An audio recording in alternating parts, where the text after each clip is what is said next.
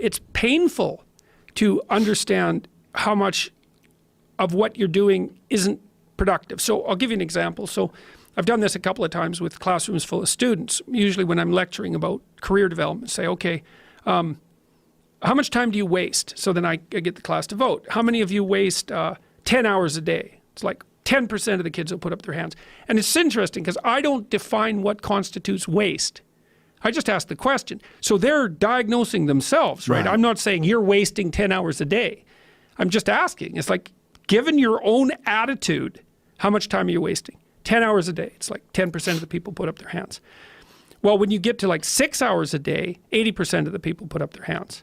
So then we do the arithmetic. It's like, because I like doing arithmetic with people. People hate arithmetic, but I like doing it. It's like, okay, 6 hours a day. It's 42 hours a week. So let's call that a work week, 40 hours a week. So that's a work week. Let's say, what's your time worth? You're a university student.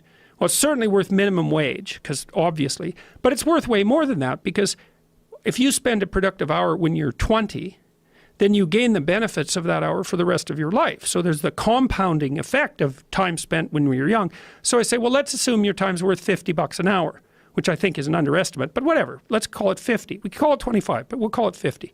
That's $2,000 a week you're wasting. It's $100,000 a year. It's like, how much better would your life be if you weren't wasting $100,000 a year? It's like, what is that over 40 years? $4 million. It's like, you're rich.